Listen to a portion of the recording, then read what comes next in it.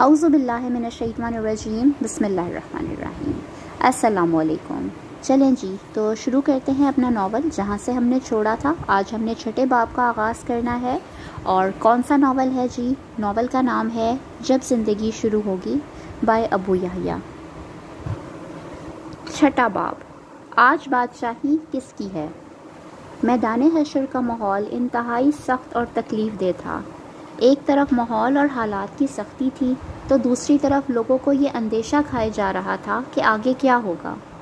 مایوسی اور پریشانی کے علاوہ لوگوں میں شدید غصہ بھی تھا۔ یہ غصہ اپنی ذات پر بھی تھا اور اپنے لیڈروں اور گمراہ کرنے والے رہنماؤں پر بھی تھا۔ چنانچہ جو لیڈر اپنے پیروکاروں کے ہاتھ آ جاتا وہ بے دریغ اس کی پٹائی شروع کر دیتے۔ یہ گویا عذاب سے قبل ایک نوعیت کا عذاب تھا۔ ایسے تماشے اس وقت میدان حشر میں جگہ جگہ ہو رہے تھے۔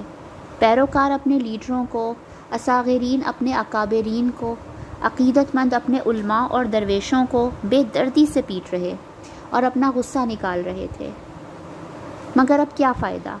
البتہ اس طرح پریشان اور افسردہ حال لوگوں کو ایک طرح کا تماشا دیکھنے کو ضرور مل رہا تھا۔ ہم اس طرح کے تماشے دیکھتے ہوئے آگے بڑھتے رہے۔ راستے میں نے صالح سے کہا، میں تو یہ سوچ کر پریشان ہوں کہ دنیا میں کچھ دیر کی لوڈ شیڈنگ اور گرمی سے ہماری حالت انتہائی ابتر ہو جاتی تھی۔ یہاں تو اتنا طویل عرصہ ہو چکا ہے مگر لوگوں کو اس مصیبت سے نجات نہیں مل رہی۔ تمہارے ساتھ کی وجہ سے مجھے تو یہاں کے مصائب و شدائد بالکل محسوس نہیں ہو رہے، مگر جو لوگ یہاں ہیں ان کے ساتھ تو واقعی بہت برا معاملہ ہو رہا ہے۔ اپنے الفاظ کی تصحیح کر لو، برا نہیں ہو رہا، عدل ہو رہا ہے۔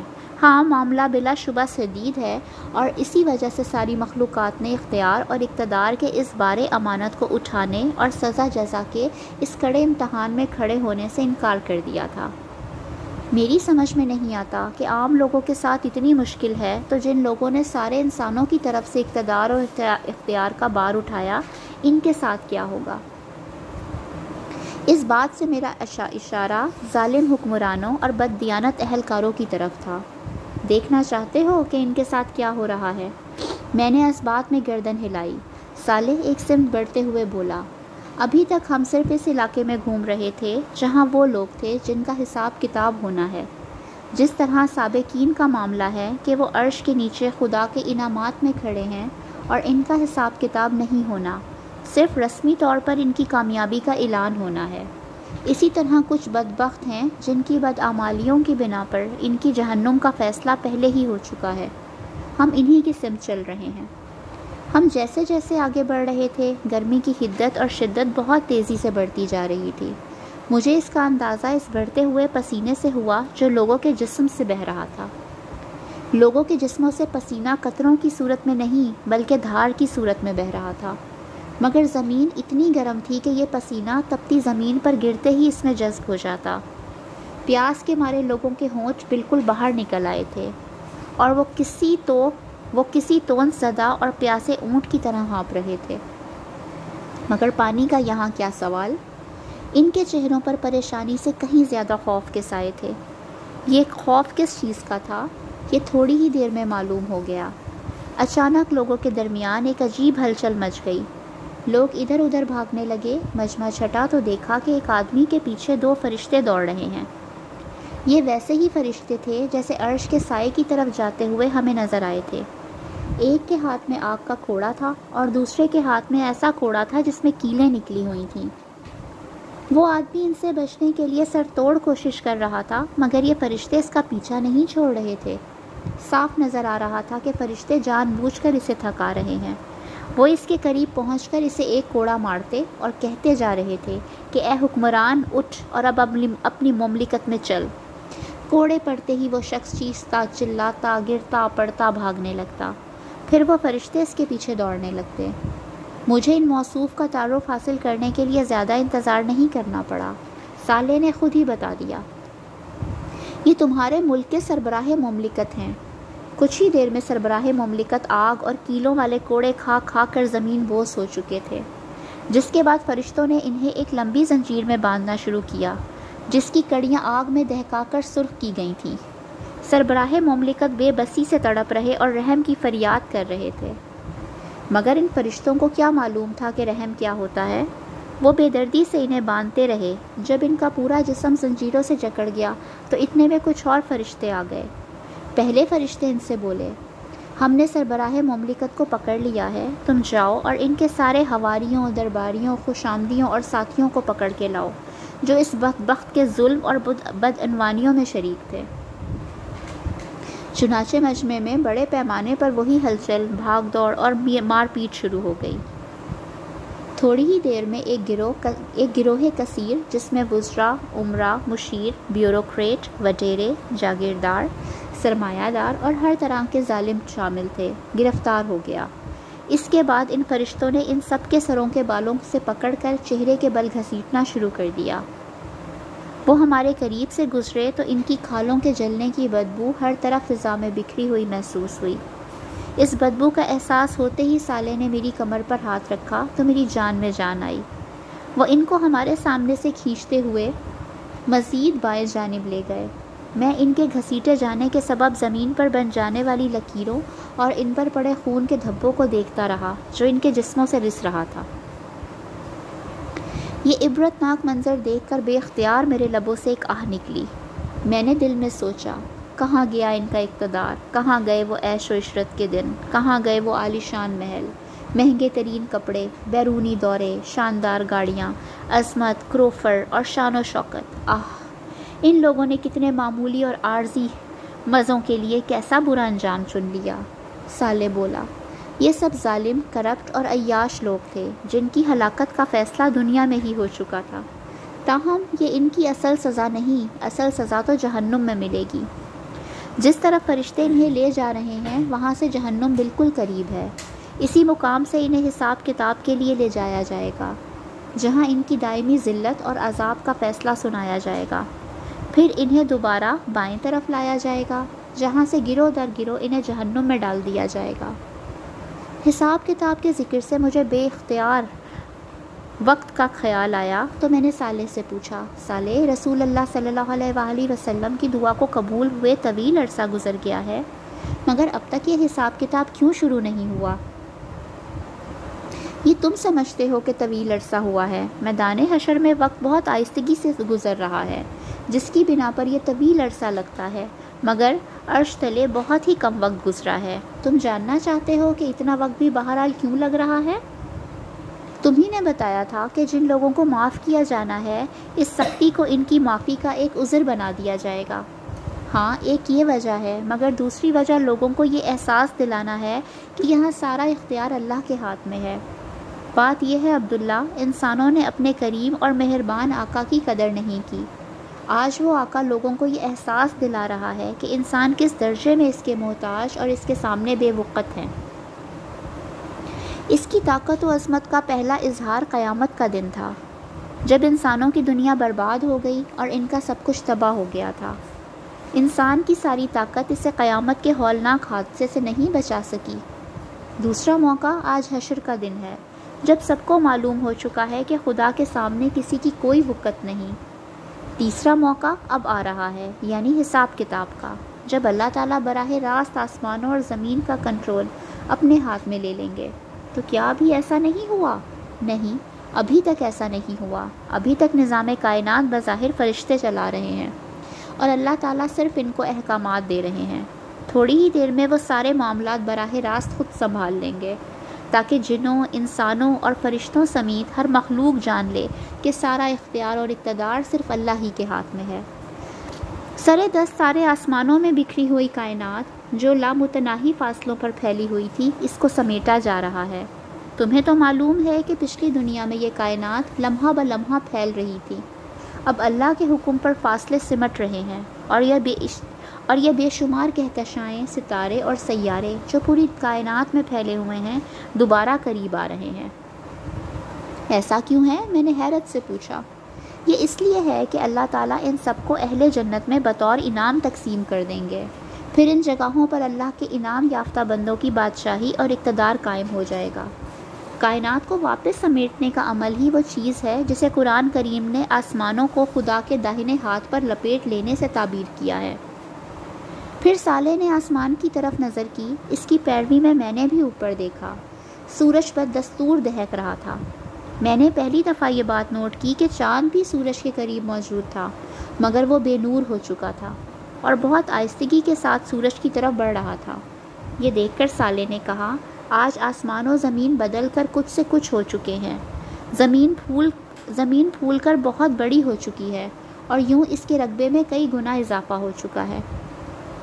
مجھے یاد ہے کہ زمین کا قطر 25,000 کلومیٹر تھا، مگر اب اس میں کئی گنا اضافہ ہو چکا ہے۔ ساتھ ہی یہ زمین اب اس سے کہیں زیادہ حسین اور خوبصورت ہے جتنی پہلے تھی۔ اسرافیل نے 2 دفعہ سور پھونکا تھا۔ پہلی دفعہ سب کچھ تباہ ہو گیا تھا، جبکہ دوسرے سور پر انسانوں کو زندہ کر دیا گیا۔ ان دونوں کے بیچ میں اللہ تعالیٰ کے حکم سے زمین بڑی ہوئی اور فرشتوں نے اس پر اہل جنت کے لیے اعلیٰ ترین گھر، محلات، باغات اور اس کے سکون و تفریح کے لیے بہترین چیزیں اور تمہارے لیے ناقابل تصور حد تک حسین ایک نئی دنیا بنا دی ہے۔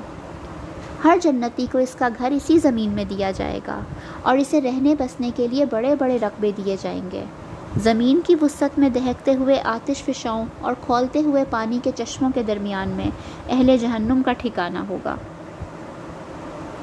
میں نے اس کی بات کا خلاصہ کرتے ہوئے کہا، تم نے جو کچھ کہا ہے قرآن کریم کے بیانات سے مجھے اس کا پہلے ہی اندازہ تھا۔ قرآن کریم کے بیانات سے یہ معلوم ہوتا ہے کہ زمین کے وارث خدا کے نیک بندے ہوں گے اور سطح زمین جنت میں بدل دی جائے گی، جہاں اہل جنت کا ٹھکانہ ہوگا۔ زمین کے بیچ میں اہل جہنم ہوں گے، جبکہ آسمانوں میں موجود ستارے اور کہکشائیں بطور انعام و بادشاہی اہل جنت میں تقسیم ہوں گے۔ ویسے ان میں کیا ہوگا؟ اس کی تفصیل دربار والے دن سامنے آئے گی۔ دربار والی بات یاد ہے نا؟ ہاں، تم نے بتایا تھا کہ حساب کتاب کے بعد اہل جنت کی اللہ تعالیٰ کے ساتھ جو نشست ہوگی اس کا نام دربار ہے۔ اس نشست میں تمام اہل جنت کو ان کے مناصب اور مقامات رسمی طور پر تفویض کیے جائیں گے۔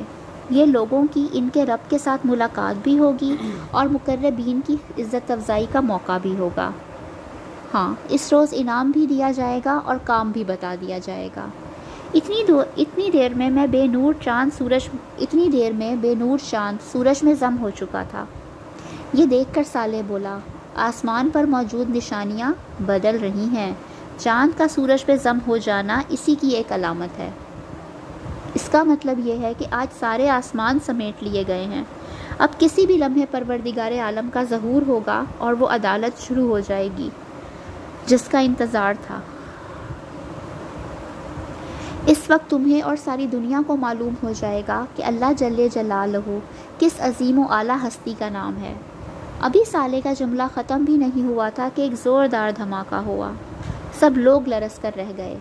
آواز چونکہ آسمان کی جانب سے آئی تھی، اس لیے ہر نگاہ اوپر کی طرف اٹھ گئی۔ میں اور صالح بھی لوگوں کے ساتھ اوپر دیکھنے لگے۔ ایک حیرت انگیز منظر سامنے تھا۔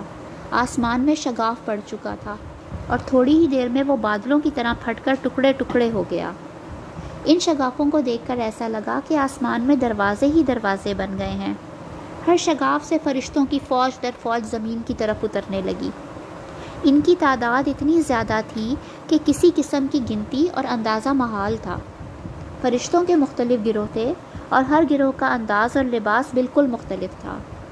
وہ فرشتے میدان حشر کے وسط میں ایک جگہ پر اترنے لگے اور انہوں نے درمیان میں موجود ایک بڑی اور بلند خالی جگہ کو اپنے گھیرے میں لے لیا۔ فرشتے آسمان سے اترتے جاتے اور دائرہ در دائرہ ہاتھ باندھ کر مؤدب انداز میں کھڑے ہوتے جاتے۔ ہر لمحہ ان کی تعداد بڑھتی جا رہی تھی۔ اس دوران میں لوگوں کی چیخ و پکار بھی تھم چکی تھی۔ ہر شخص پھٹی آنکھوں سے ٹکٹکی باندھے اسی سمت دیکھے جا رہا تھا۔ اب فضا میں بس کچھ سرگوشیوں کی سرسراہٹ ہی باقی رہ گئی تھی۔ اس کی وجہ یہ تھی کہ ہر شخص اپنے برابر والے سے پوچھ رہا تھا کہ یہ کیا ہو رہا ہے۔ مجھے قدرے اندازہ تھا کہ یہ کیا ہو رہا ہے، لیکن پھر بھی میں نے صالح سے وضاحت چاہی۔ اس نے حسب توقع جواب دیا، حساب کتاب شروع ہو رہا ہے۔ بارگاہ احدیت میں دربار سجایا جا رہا ہے۔ یہ اس کا پہلا مرحلہ ہے۔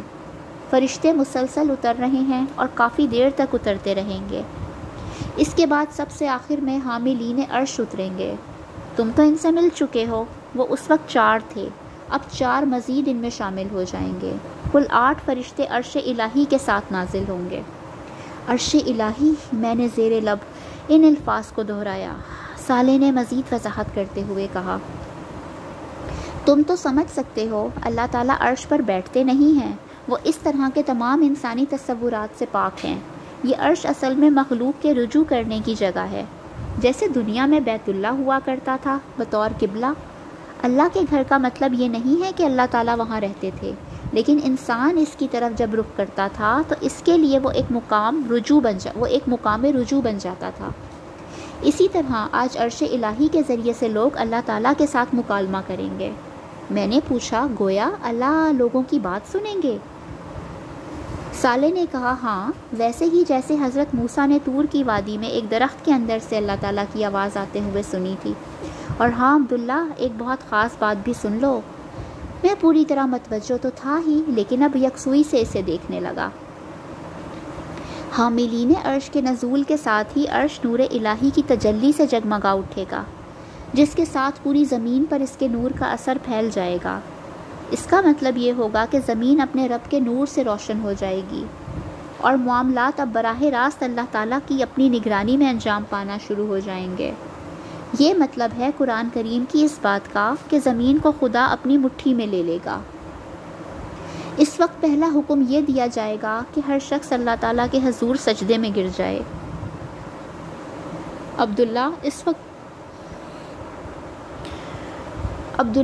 وقت بہت عبرتناک منظر سامنے آئے گا۔ تم دیکھو گے کہ سارے فرشتے سجدے میں ہوں گے۔ عرش کے داہنے کی طرف عرش الہی کے مامون سائے میں موجود سارے انبیاء، صدیقین، شہداء اور صالحین سب سجدے میں ہوں گے۔ میں نے بے اختیار پوچھا، اور یہاں حشر کے میدان میں موجود لوگ؟ اہم اور عبرتناک بات یہی ہے، یہاں موجود کوئی کافر، منافق، خدا کا نافرمان اور مجرم سجدے میں نہیں جا سکے گا۔ یہ لوگ لاکھ کوشش کریں گے کہ سجدے میں گر جائیں، مگر ان کی کمر اور گردن تختہ ہو جائے گی۔ زمین انہیں اپنی طرف آنے سے روک دے گی۔ اور باقی لوگ؟ میں نے پوچھا۔ صالح بولا، وہ لوگ جن کے اعمال ملے جلے اور گناہ کم ہوں گے وہ سجدے میں چلے جائیں گے، اور اسی وجہ سے ان سب کو فوراً حساب کتاب کے لیے بلا لیا جائے گا۔ باقی جس کا ایمان جتنا پختہ اور اعمال جتنے اچھے ہوں گے وہ اتنا ہی جھک سکے گا۔ کوئی رکوع میں ہوگا، کوئی آدھا جھکا ہوا ہوگا، کوئی بس گردن ہی جھکا سکے گا۔ جو جتنا کم جھکے گا وہ اتنا ہی خوار ہوگا۔ میں بات سمجھتے ہوئے سر ہلا کر بولا، اچھا، اس کا مطلب ہے کہ لوگوں کو اس وقت اپنے مستقبل کا کسی قدر اندازہ ہو جائے گا۔ صالح نے کہا، نہیں، تمہیں یہ باتیں میں بتا رہا ہوں، انہیں یہ اندازہ نہیں ہوگا۔ البتہ سجدہ نہ کرنے پر ذلت کا احساس اور کرنے پر ایک نوعیت کا اطمینان ہو جائے گا۔ البتہ لوگ یہ اچھی طرح جان لیں گے کہ خدا کون ہے۔ جس ہستی کو بلا کر زندگی گزاری تھی وہ کون ہے۔ آج لوگوں کو معلوم ہو جائے گا کہ بادشاہوں کا بادشاہ کون ہے، شہنشاہوں کا شہنشاہ کون ہے، کون معبود برحق ہے، کون ہے جس کا اقتدار اس کائنات پر قائم ہے، کون ہے جس کے ہاتھ میں کل بھلائی اور تمام خیر ہے، کون ہے جس کے اشارے سے تقدیر بن اور بگڑ سکتی ہے، کون ہے جو ہر شخص سے عمل کے بارے میں پوچھ سکتا ہے مگر اس سے اس کے کسی فیصلے کے بارے میں کچھ نہیں پوچھا جا سکتا، کون ہے جو ہر حمد، ہر شکر، ہر قیام، ہر رکوع، ہر سجدے، ہر نیاز، ہر عاجزی، ہر محبت، ہر تسبیح اور ہر تکبیر کا مستحق ہے۔ اللہ شانہ، اللہ اکبر، اللہ اکبر، اللہ اکبر۔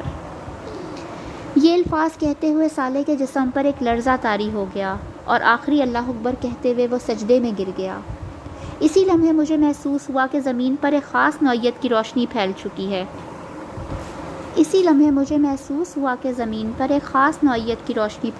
ہے۔ ماحول ایک خاص قسم کے نور سے جگمگا اٹھا ہے۔ اس کے ساتھ ہی کانوں میں فرشتوں کی